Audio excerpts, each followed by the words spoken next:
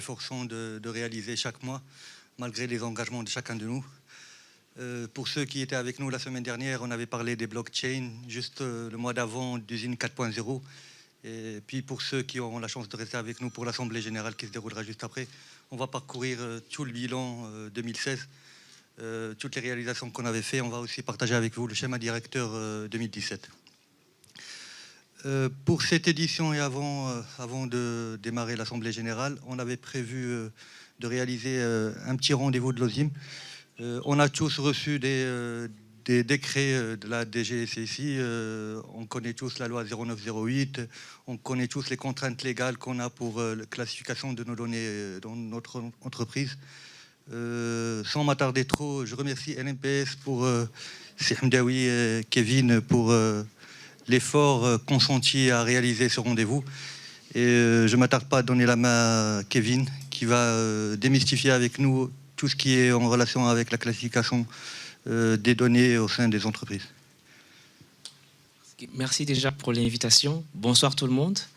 Je me présente Kevin Signé, associate manager et consultant senior au sein du cabinet LMPS Group. Donc c'est déjà un honneur pour nous d'être présents parmi vous pour cet événement de l'OSIM. Nous allons prendre 3 petits quarts d'heure pour parler d'un aspect prioritaire pour les entreprises qui porte sur la classification de l'information. Donc, avant de présenter de façon beaucoup plus détaillée la démarche qui pourrait être adoptée par les entreprises, il est important déjà de comprendre c'est quoi la classification et pourquoi est-ce qu'il est important pour les entreprises de se mettre à cette activité-là.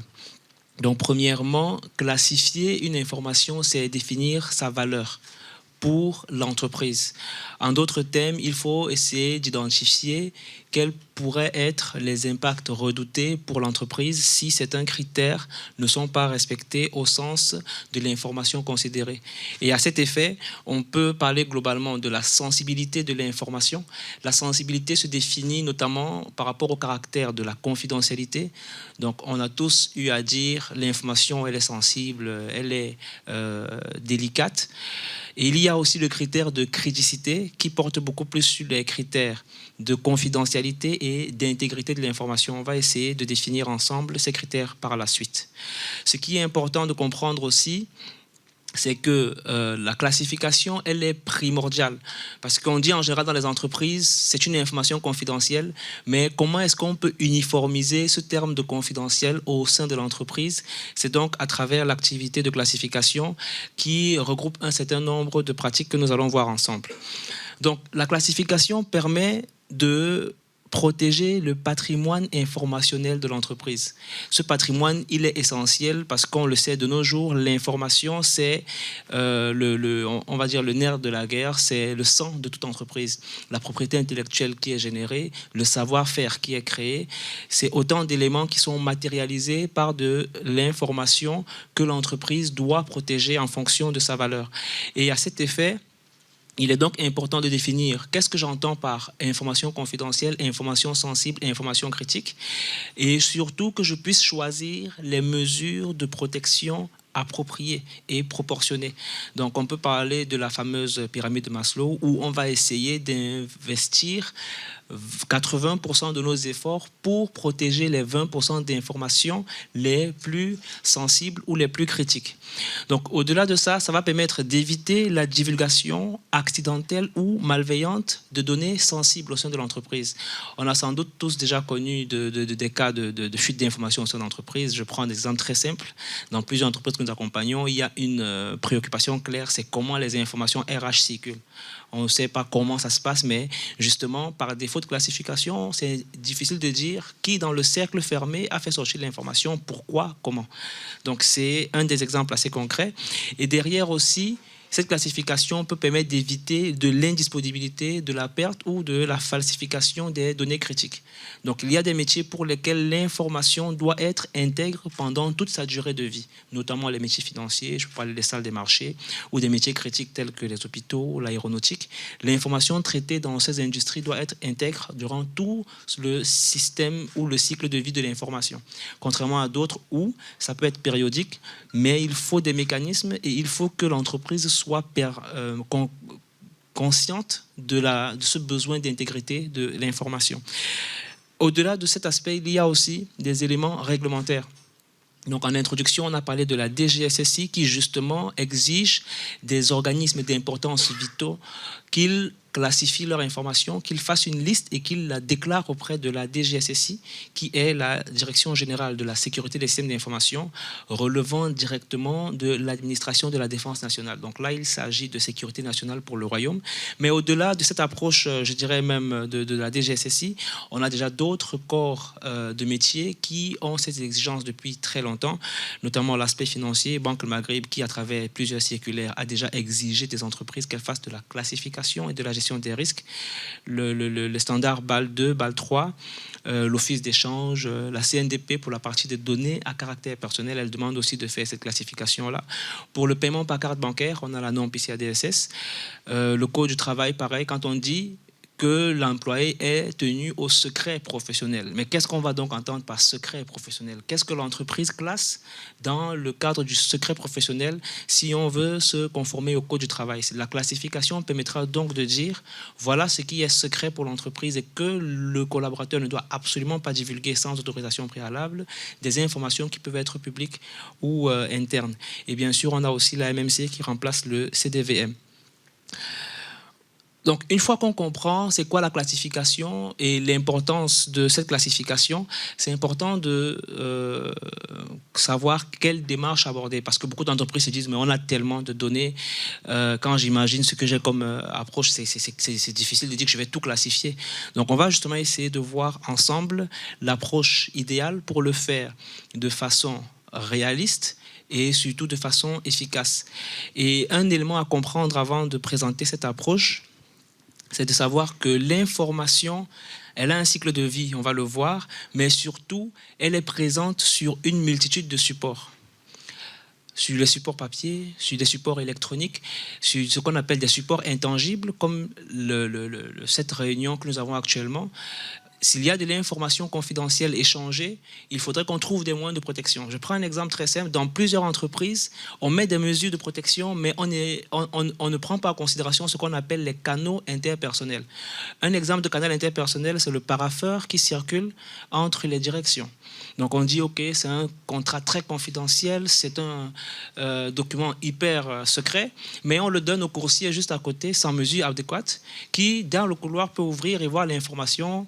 De nos jours, avec les nouvelles technologies, on peut filmer des documents et les faire circuler tout de suite. Rien que pour information, les fuites qu'il y a eu en 2014 pour le bac au Maroc étaient dues à des smartphones. Donc, malgré les années précédentes où il y avait eu des fuites et des mesures supplémentaires de contrôle, ils ont oublié les téléphones portables. Donc, dans les centres de répartition des épreuves, les contrôleurs avaient des téléphones portables. Ils ont pu filmer des épreuves de mathématiques et physique notamment, qui ont ensuite circulé sur les réseaux sociaux. Donc, les canaux interpersonnels sont des supports aussi bien sensibles que les supports électroniques, les supports papier, la voix, etc., etc. On aura l'occasion de le voir. On verra quelques exemples tout à l'heure. Et ces critères sont essentiels. Ils doivent aussi être pertinents au contexte de l'entreprise. Je prends un exemple très simple. Pour certaines entreprises, une perte financière à la survie de l'entreprise. Pour d'autres entreprises, 100 000, c'est déjà le bout du rouleau. De-delà donc de ces critères d'impact redoutés, il y a aussi les échelles de classification. Donc on l'a dit, la classification doit se faire selon 3 principaux critères. Ce ne sont pas les seuls, mais ce sont les critères de base. Donc il y a premièrement la confidentialité de l'information. La confidentialité, c'est le caractère de l'information à être accessible uniquement par les personnes autorisées. Donc, c'est l'un des critères primordiaux parce que dans l'entreprise en général, l'information n'est souvent pas liée à ce qu'on appelle une liste de diffusion. Or, cette liste de diffusion, elle est primordiale. Pourquoi? Parce qu'elle permet en général de savoir est-ce que l'information reste dans le cercle nécessaire à sa diffusion. Au-delà de la confidentialité, il y a aussi l'intégrité qui peut être définie comme l'exhaustivité, la complétude, la justesse. Et enfin, la disponibilité. C'est le fait que l'information soit disponible au moment voulu et par les personnes autorisées. C'est très important, ces précisions. Je prends un exemple simple. Nous sommes tous présents ici. Si la LIDEC a créé une coupure d'électricité dans nos appartements, techniquement, nous ne sommes pas gênés. Donc, actuellement, la disponibilité de l'alimentation électrique n'est peut-être pas urgente. À moins, bien sûr, que nous ayons des vivres dans le frigo. Si c'est juste après la fête du mouton qu'on coupe même pour une petite demi-heure, ce n'est pas intéressant. Donc, la disponibilité de l'information au moment voulu, c'est essentiel. Et puis, les niveaux sont aussi au choix de l'entreprise. La recommandation que nous pourrons vous faire, c'est de ne pas multiplier les échelles. Maximum 4, c'est vraiment le grand max à faire parce qu'après, ça devient difficile de se retrouver dans ces échelles-là. Donc, une fois qu'on a ces critères, comme on l'a dit, on peut donc mener des ateliers avec les interlocuteurs, avec les collaborateurs, avoir une approche par processus de préférence parce que les processus ont déjà structuré l'activité de l'entreprise et c'est plus facile de structurer les données de cette façon-là aussi. Et une fois qu'on a identifié ces données, comme on a précisé précédemment, on peut donc choisir la politique pour les protéger en fonction de leur niveau de classification. Et à cet effet, c'est là que survient la politique de classification. Donc, elle va définir non seulement les règles de sécurité, mais aussi les rôles et responsabilités pour la manipulation de toutes les informations classifiées afin de leur protéger sur tout leur cycle de vie. Et vous voyez, l'information, elle commence depuis sa création, sa diffusion, les règles d'accès, comment est-ce qu'on va la stocker, la marquer, est-ce qu'il faut faire du cryptage, le partage de l'information, la modification, jusqu'à la destruction. Donc, chacune de ces étapes du cycle de vie de l'information doit être encadrée par des mesures adaptées au niveau de classification. On va donc aussi préciser que ça se fait aussi bien pour les supports papier que pour les supports électroniques, que pour le support humain. Donc, c'est très important avoir des mesures pour la partie physique, les papiers, la partie électronique et bien sûr pour les collaborateurs qui ont accès à ces informations-là. Donc ici, on donne un exemple très bref de règles d'utilisation électronique. Donc, ça peut être déjà pour une information de niveau public, pas de spécification particulière. Et puis progressivement, d'ici l'information est de niveau restreint, en plus des règles internes, on peut demander une autorisation au propriétaire avant sa diffusion. On peut aussi absolument journaliser tous les accès à l'information de type restreint. Ça permettra après de savoir s'il y a eu des accès non autorisés ou pas. Et bien sûr, pour le strictement confidentiel, on peut avoir d'autres mesures très restrictives. Par exemple, des informations très confidentielles ne doivent absolument pas être accessibles via Internet. C'est pour ça que dans certains secteurs sensibles, comme les banques, les activités sensibles sont entièrement coupées d'Internet parce que malgré les mesures de sécurité qui sont déployées, il y a toujours un risque d'accès dès qu'on ouvre les systèmes d'information. Pour le support papier, on peut voir par exemple le fait que lorsque l'information devient restreinte, il faudrait qu'on ne s'assure qu'elle soit uniquement accessible aux collaborateurs autorisés, qu'on interdise par exemple son impression si nécessaire, ou qu'on utilise strictement des armoires à clé pour les stocker. Donc on ne doit pas les trouver sur les bureaux, on ne doit peut-être même pas les imprimer, ou sinon utiliser des imprimantes dédiées, etc. Donc c'est autant de dispositifs qui sont à identifier selon le contexte de l'entreprise, selon les moyens dont l'organisme dispose, et bien sûr rester très réaliste, parce que l'objectif c'est que ces mesures soient réellement appliquées. Ce n'est pas uniquement qu'on les définisse dans des documents et qu'ils soient stockés dans des armoires. L'étape suivante, assez importante, c'est le maintien opérationnel de la classification. Donc, une fois qu'on a identifié nos données, qu'on a défini les mesures et les règles pour les protéger au quotidien, il est important d'entretenir ce dispositif. Et ça passe par un ensemble d'activités. Déjà, il faut attribuer de façon effective les rôles et responsabilités que votre politique aura établis. Donc, est-ce qu'il y aura un responsable de la classification qui pourra faire l'audit de la classification, qui est le propriétaire de l'information, qui s'assure que la classification est effective. Donc c'est autant de rôles et responsabilités à attribuer en interne, de préférence selon les entités déjà existantes. Il faut aussi une sensibilisation permanente. Donc dans les campagnes de sensibilisation et de formation, intégrer le thème de la sensibilisation le plus fréquemment possible sur la classification des données. Et bien sûr, pourquoi pas créer et diffuser un guide qui va aider les collaborateurs à exécuter la politique qui sera définie. Et bien sûr, la politique de classification aura éventuellement des actions d'acquisition, parce qu'on ne peut pas toujours faire toutes les actions de façon manuelle. Il faudra peut-être des solutions de classification de données, des solutions anti-fuite de données, ce qu'on appelle les DLP, Data Leak Protection, ou data leakage, ça dépend de la terminologie. On pourrait parfois dire qu'on va utiliser des imprimantes à authentification. Donc, quand une personne lance l'impression, il faut qu'elle soit présente avec un code ou une carte pour que l'impression se lance. Donc, la politique peut supposer des acquisitions qu'il faudra suivre pour la déployer de façon effective. Et donc, globalement, en termes d'entités, les entités sécurité ou SI des entreprises sont très souvent les plus sollicitées pour mener à bien ces politiques de classification. Mais derrière, les entités d'audit aussi sont sollicitées pour s'assurer de l'application, les entités audit de conformité, et les différents propriétaires sont aussi essentiels parce que c'est eux qui garantissent que la donnée est classifiée conformément aux besoins qu'ils ressentent. Donc cette approche de maintien opérationnel, c'est le plus important.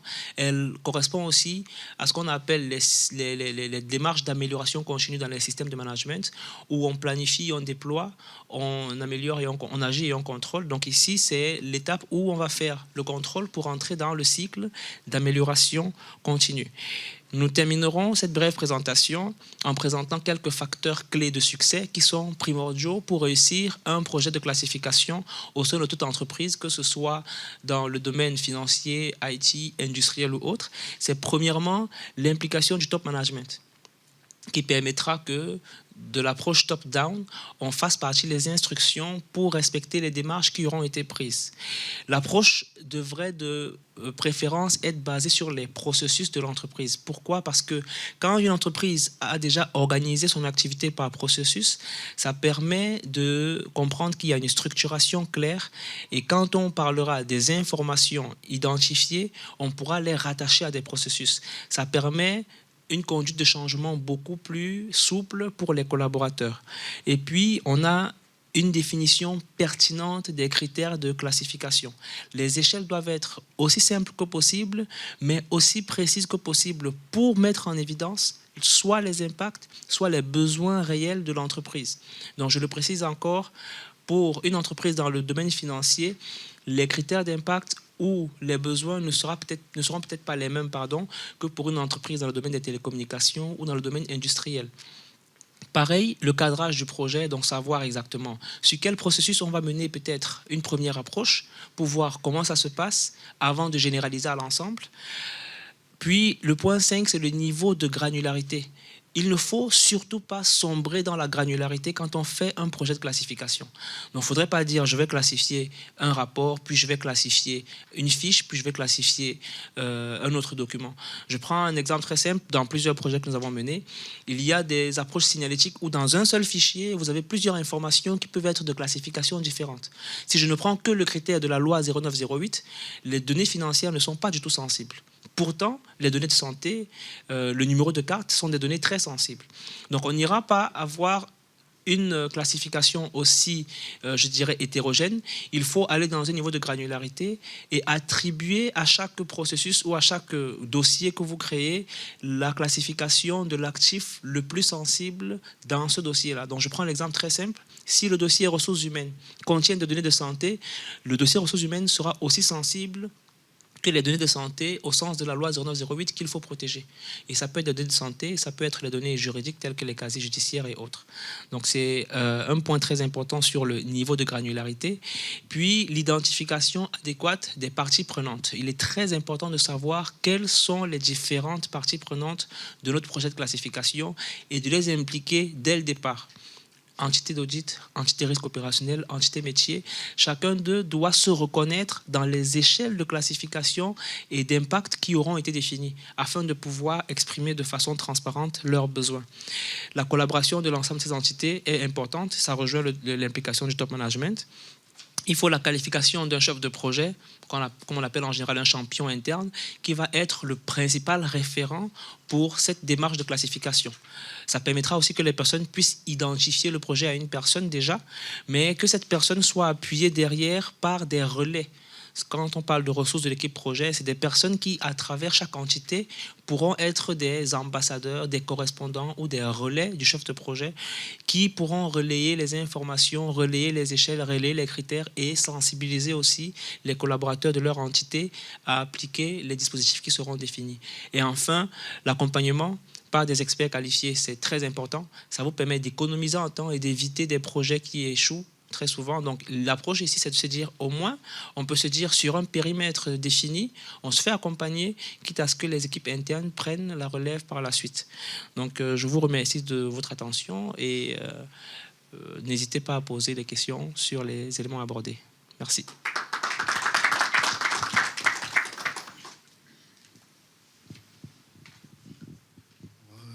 Bonjour, Xous, DICI Pôle Prévoyance CDG, CNRA RCR. Et tout d'abord, je tiens à vous remercier. Et membre du bureau de l'OSIM, bon, ça c'est... Ok, donc Kevin, je tiens à vous remercier de la clarté de votre présentation et du choix de la thématique qui vient pour compléter les thématiques déjà abordées et traitées par l'OSIM, que ce soit au niveau des assises ou bien au niveau des rendez-vous de l'OSIM. Donc voilà, ma question, bon, j'ai deux questions. La première concernant la destruction c'est-à-dire des documents physiques. Ok, donc il y a déjà une loi qui a été déjà, c'est-à-dire sortie, qui traite, c'est-à-dire la destruction de l'information, c'est-à-dire qui se trouve au niveau des documents. Je parle du cas, par exemple, du pôle prévoyance. On dispose, malgré des projets de dématérialisation déjà en place depuis 2005, on continue, c'est-à-dire à garder les documents physiques, dont bien sûr des espaces donc au niveau du pôle. Depuis 2000, nous avons, c'est-à-dire on dispose des documents depuis 1940. Ok, donc c'est des documents qui peuvent, c'est-à-dire être servis dans les tribunaux, etc., etc. Donc, qu'en est-il de l'application de cette loi? Ok, la deuxième question, c'est concernant le DLP. Maintenant, il y a pas mal d'entreprises qui ont déjà c'est-à-dire mis en place des solutions pour c'est-à-dire la fuite des données. C'est-à-dire, est-ce qu'il y a moyen, c'est-à-dire dans le futur, d'appliquer, bien sûr, ou bien d'interdire l'utilisation des smartphones? Moi, je sais qu'il y a pas mal d'entreprises à l'étranger qui ont déjà appliqué cette pratique, parce que malgré la mise en place de telles solutions, on ne peut jamais garantir la fuite de données, vu qu'on utilise toujours nos smartphones, que nous pouvons, c'est-à-dire l'utiliser, vous venez de le mentionner, pour photographier ou bien même pour, c'est-à-dire filmer tout ce qui se passe au sein de l'entreprise. Merci beaucoup. Bonjour, Madame Blarakia. En fait, je vous remercie tout d'abord pour ce sujet qui est très important et très critique de classification. En fait, ma question est la suivante. Vous avez parlé de 3 critères très importants. Il s'agit de critères de la disponibilité, d'intégrité et de la conformité. À mon avis, est-ce qu'il ne faut pas rajouter un autre critère de traçabilité ou bien de preuve pour assurer la traçabilité de ce processus de classification? C'est bon, merci.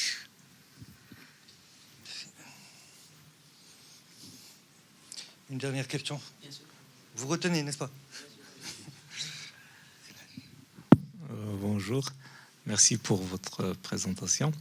Donc, moi, je voudrais partager avec vous, c'est-à-dire un souci qui accompagne souvent ce type de projets qui sont, on le sait bien, très, très importants pour toute organisation qui se respecte.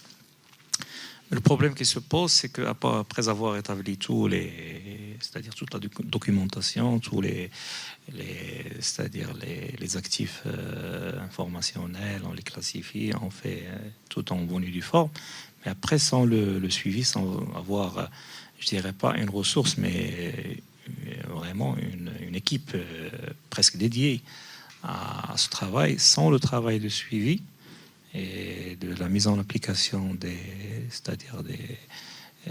parce qu'on le sait, on sort souvent avec beaucoup d'actifs informationnels classifiés, et pour chacun il y a un ensemble de mesures à suivre, à appliquer, et le problème c'est que surtout comme vous l'aviez souligné dans votre dernier slide concernant les facteurs clés de succès, s'il n'y a pas une forte, je souligne bien, une forte implication du top management, en général, ça reste dans les classifiés.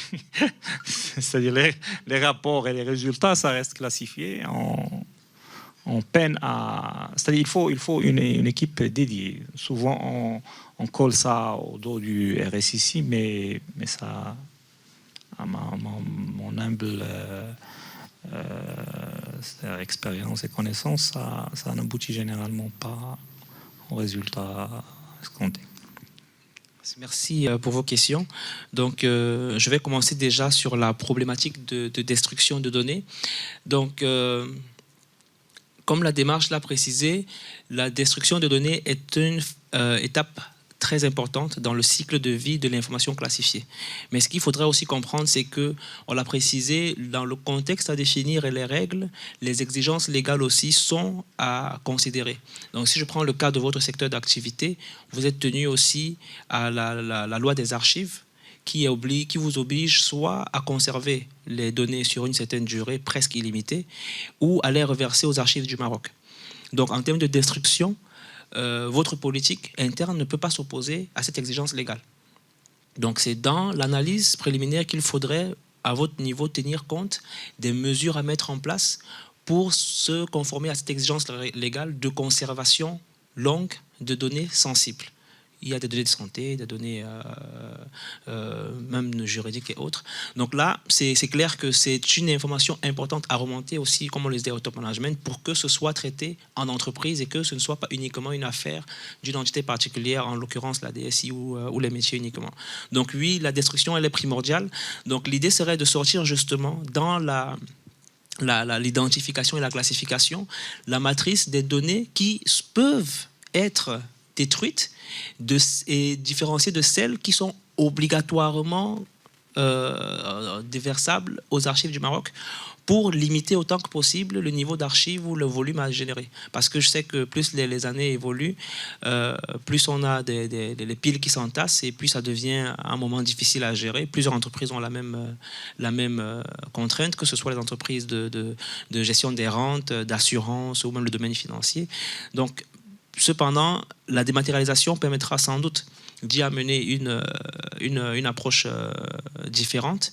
Mais en attendant, c'est vrai que c'est un mal qu'il faudra tenir. Sinon, comme certains le font, c'est la numérisation. Donc, si vous parvenez à numériser l'ensemble de vos archives et à obtenir l'autorisation justement de fournir des preuves numériques, la loi 5305 le permet maintenant. Elle permet de donner de l'approbation à une preuve numérique. Donc, vous pouvez numériser vos archives et ensuite obtenir l'autorisation de détruire les supports papier. Donc, ça vous permettra 5305. Échange électronique des données juridiques. Donc, elle donne l'approbation à tout ce qui est données électroniques. Donc, c'est cette loi qui a permis que maintenant, par mail, on puisse valider un contrat. Avec cette loi, si vous menacez quelqu'un par SMS, c'est recevable devant un juge comme une preuve palpable.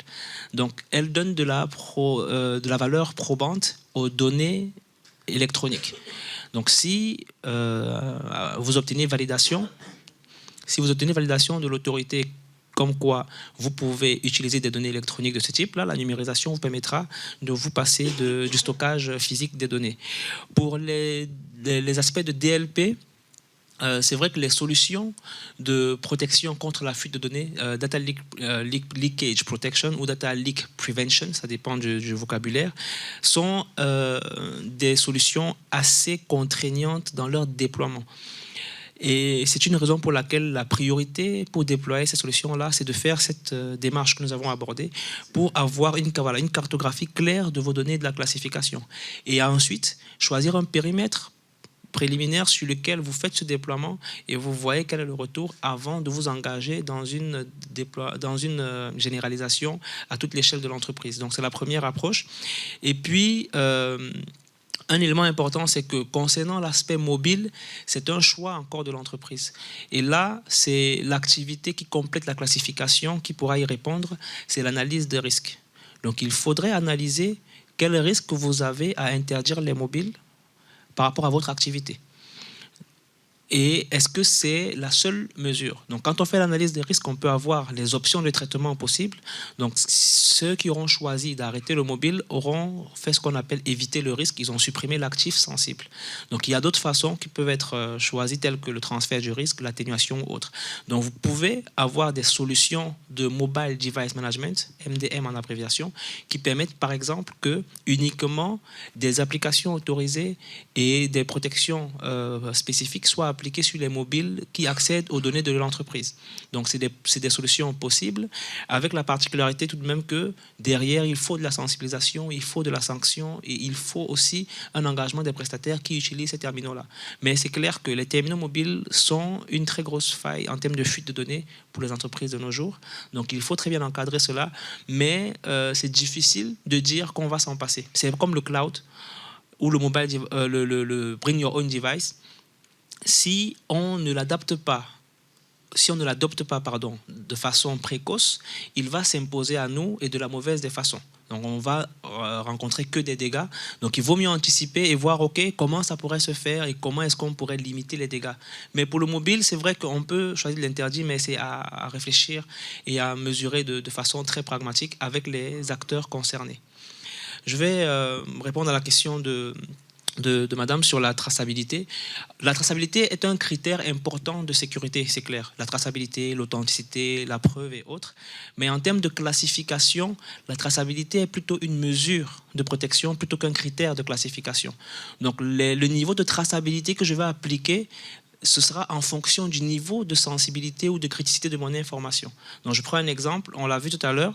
Si une information est par exemple classée top secret, je devrais avoir une traçabilité précise de l'accès à cette information par exemple, ou de la création ou de la modification à cette information. Donc c'est difficile de définir un critère de traçabilité en fonction duquel je vais classifier ma donnée. Donc je vais plutôt la classifier selon est-ce qu'elle est sensible, interne, publique, est-ce qu'elle doit rester intègre, est-ce qu'elle doit être disponible. Et en fonction de ces trois critères de base, bien sûr, je pourrais appliquer des critères de traçabilité et preuve. En termes de classification, c'est primordial, mais c'est clair qu'en termes de sécurité de l'information de façon générale, on peut rajouter les critères de traçabilité, d'authenticité et autres. Et enfin, pour la question sur l'importance du suivi, du retour d'expérience que nous avons, beaucoup d'entreprises ont du mal à appliquer la classification parce qu'elles voient trop grand dès le départ. Il est important, comme on l'a précisé, de d'abord éviter une granularité trop forte. C'est clair que si on fait un projet de classification qui nous prend 6 mois qui deviennent 12 ou 18 mois, 18 mois qui nous ramènent 200 actifs classifiés, à gérer par une ou deux personnes, c'est clair que humainement, ça devient très compliqué. Donc, il est important, premièrement, de choisir, comme on a dit, l'approche et la granularité. Est-ce qu'on va aller par processus, par sous-processus, par activité, par dossier? Et après, pourquoi l'appliquer à tous les processus? Choisissons un processus pilote sur lequel on va déployer l'approche et voir le fruit et les difficultés ou les contraintes que cela peut ramener. Suite à cela, on a un retour d'expérience qu'on peut présenter à la direction en disant « Ok, rien que pour un seul processus, voilà les difficultés que nous avons eues. Et s'il faut donc le généraliser à d'autres, comment est-ce qu'il faudrait faire et quelles sont les ressources qui seront nécessaires ?» Nous avons des partenaires qui ont obtenu cette approche où ils ont choisi les processus soit métier ou RH en général, parce que le RH c'est celui qui revient le plus souvent, où ils déploient cette approche-là et ils voient ce que ça donne sur 6 mois ou même 1 an. Et après, à partir de là, c'est un retour d'expérience qui s'utilise pour généraliser l'approche à d'autres entreprises. Mais oui, je rejoins votre avis. L'implication du top management est prioritaire. Et surtout, il ne faudrait pas banaliser l'approche. Ce n'est pas un projet IT, c'est très important. La classification n'est pas un projet IT. L'IT est de plus en plus impliqué parce que les technologies de l'information sont devenues incontournables. Mais avant tout, l'IT n'est qu'un support. La donnée appartient au métier et à l'entreprise. Donc derrière, il faut vraiment les impliquer là-dessus et leur faire comprendre que oui, c'est un projet d'entreprise, mais l'IT vient avant tout pour sécuriser. Parce que vous pouvez mettre toutes les mesures de protection, de cybersécurité que vous souhaitez. Si l'armoire RH reste ouverte, la dame de ménage, le soir, elle prend tout ce qu'elle veut et ça se retrouve dans la nature. On a aussi un autre cas d'une entreprise dans les problèmes de destruction, une entreprise qui externalisait la destruction de ses papiers à un prestataire. Et un jour, un responsable a retrouvé des fiches chez Moulzeria. Donc, il va acheter des cacahuètes et c'est avec des fiches de sa banque qu'on emballe les cacahuètes. Et il dit, mais c'est des données censées être détruites il y a 1 an ou 6 mois, ça. Et c'est là où il convoque le directeur concerné, qui lui dit, mais oui, ça a été détruit, j'ai les PV normalement. Et ils se sont rendus compte que le prestataire, il signait le PV et il remettait à l'opérateur de destruction, qui lui s'est dit, mais pourquoi détruire ces piles de données, ça peut me faire un petit revenu. Et puis voilà comment il les écoulait sur le marché. Pour les canaux interpersonnels, un opérateur de télécom, pareil, voyait une chute dans son chiffre d'affaires en termes de recharge. Pourquoi? Parce qu'il faisait transférer les codes de recharge vers l'imprimeur de cartes sur un simple CD. Donc le coursier, qu'est-ce qu'il fait? Il s'arrête en route, il met le CD dans un PC, il choisit une dizaine ou une centaine de numéros qu'il va revendre au noir, et après il envoie le reste à l'imprimeur.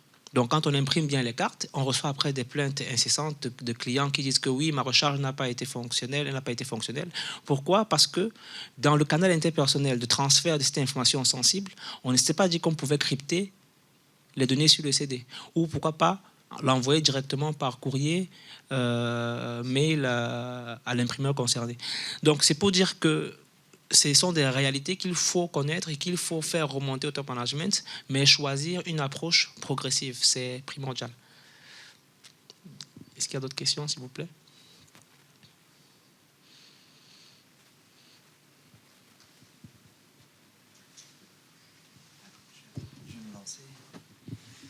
Merci Kevin pour cette brillante présentation. Je voulais juste rappeler une chose, c'est que cette présentation, elle se fait en marge du livre blanc que LMPS a organisé, élaboré avec l'OSIM. LMPS Group est un partenaire de l'OSIM. Ils ont aussi travaillé sur la conformité de l'OSIM elle-même à la loi 0908.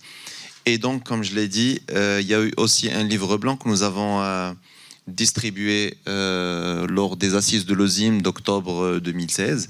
Et en marge justement de ce livre blanc, il y a cette présentation de Kevin. Donc je rappelle que le livre blanc est téléchargeable sur notre site web. Alors, question Kevin, parce qu'aujourd'hui, c'est avec système d'information, on n'arrive plus à mettre des limites, tellement système d'information peut, on va dire, déborder au-delà du building ou de l'entreprise, en fait, des locaux de l'entreprise. On va vers les... Aujourd'hui, on gère des fanpages, on va sur les réseaux sociaux. Quid donc justement de cette information qu'on va retrouver sur les réseaux sociaux, partagée exponentiellement. On va poster des choses, les gens ils vont répliquer sur ce qu'on va poster. Quid de cette information-là je ne veux pas dire qu'on ne gère pas, mais sur laquelle nous n'avons pas de contrôle. Et donc, est-ce que ça rentre donc justement dans cette grande procédure de gestion et de classification de l'information? Merci pour votre question, Cissat. Et la question, elle est très pertinente. Je vais peut-être commencer par un exemple. Un des partenaires que nous avons accompagnés a retrouvé sur Facebook une page où il y avait plus de 2000 abonnés et la page portait le nom de l'entreprise. Donc, C'est une page qui avait été créée par une personne anonyme.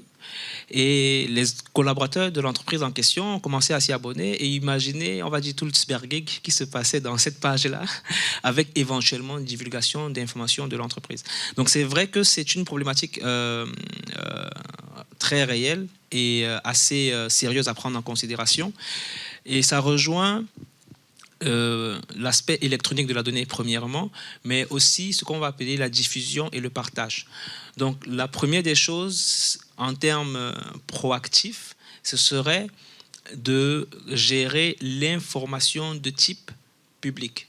Donc dans les illustrations qu'on a vues tout à l'heure, quand l'information est classifiée de type public, elle doit être strictement validée par les entités concernées, notamment le top management, avant de valider qu'elle soit réellement public. Donc je m'explique, c'est un peu le processus que les entités de communication mettent avec le top management avant de publier un quelconque article sur les sites web ou les pages web ou les fanpages, on va dire sur l'environnement Internet de l'entreprise. Donc de nos jours, c'est un cycle très important. Donc même dans le cycle de vie, l'information qu'on peut considérer à caractère public est aussi soumise à validation avant publication. Donc c'est une première étape. Le deuxième point, c'est une veille. Donc il y a de la veille qui doit être faite pour savoir, selon certains mots-clés, qu'est-ce qui se dit sur l'entreprise. Ça fait partie aussi des mesures de l'information qu'on peut considérer publique qui va permettre de savoir est-ce que l'information telle qu'on souhaite la communiquer, telle qu'on veut la communiquer et vers le public cible atteint l'objectif visé. Et cette veille-là se fait soit parce qu'on appelle l'entreprise branding ou bien la surveillance de la marque et autres. C'est autant d'éléments qui se font sur les réseaux sociaux, sur Internet, mais aussi dans le deep web ou le dark web. Parce que parfois même des attaques se préparent sur une entreprise et on retrouve des mots-clés de ce type qui peuvent permettre d'anticiper. Un dernier élément sur ce point et qui est non des moindres, c'est le fait qu'il faut aussi et avant tout sensibiliser les collaborateurs internes. Parce qu'en général, tout part d'un collaborateur interne qui, par malveillance ou par inadvertance, va communiquer une information sensible, que ce soit à son collaborateur d'en face qui n'est peut-être pas censé la connaître. Ça peut être à son conjoint à la maison ou à des amis dans une discussion. Je disais encore tout à l'heure le rond-point La Rotonde avec les poubelles, mais je peux aussi dire le rond-point La Rotonde avec le café La Rotonde. Je m'assois au café La Rotonde, je prends un petit café là-bas et je vais écouter des discussions de toutes les banques, que ce soit CIH, Banque Chabi, BMCE, Attijari, toutes les banques de la place. Des collaborateurs viennent y prendre un café et parlent des problèmes de la matinée. Ouais, tel serveur est tombé, ah ouais, est-ce que j'ai écouté les soirs? Donc cette sensibilisation, elle est prioritaire. Parce que très souvent, l'information qui se retrouve dans les journaux ou dans les réseaux sociaux, elle ne vient pas de nulle part. Elle ne vient pas de nulle part. Et ça commence justement par des discussions de ce type. Donc, il faut vraiment sensibiliser les collaborateurs à être vigilants dans toutes les manipulations et tous les échanges, toutes les diffusions qu'ils font de l'information de l'entreprise. Et très souvent, ça peut se faire à l'extérieur, mais ça vient aussi de l'intérieur. Vous parlez d'un sujet, l'agent de sécurité est là à côté, la dame de ménage est à côté, ou l'espace café. Donc la sensibilisation après doit vraiment porter attention par rapport au contexte de l'entreprise, au lieu où il faut éviter d'avoir des discussions sensibles. C'est très important. Et puis derrière, bien sûr, il faut maintenir ces éléments de sensibilisation-là et s'assurer derrière qu'on ne divulgue pas plus que ce qu'il n'en faut. Le plus important à comprendre, c'est que chez nous, on dit... il faut éviter les secrets d'Africains. Donc, quand quelque chose est confidentiel, c'est vraiment confidentiel. Si vous dites à quelqu'un, je te le dis, mais ne dis à personne, soyez sûr qu'il va dire à quelqu'un en lui disant, ne dis à personne. Et finalement, la dernière personne que vous vouliez voir connaître l'information viendra vous dire, je vais te dire un truc, et surtout ne dis à personne. Et il vous donnera l'information que vous avez donnée la première fois. Donc, c'est très important de dire, dès qu'on a ce cercle vraiment confidentiel, on ne doit pas sortir de ce cercle. Une seule personne rajoutée, c'est une autre surface de diffusion, avec toutes les personnes avec qui elle est en contact, depuis la maison, le boulot, et dans la rue, etc. Donc c'est peut-être la précision à apporter sur ce côté-là, mais elle est très importante aussi. Merci pour la question.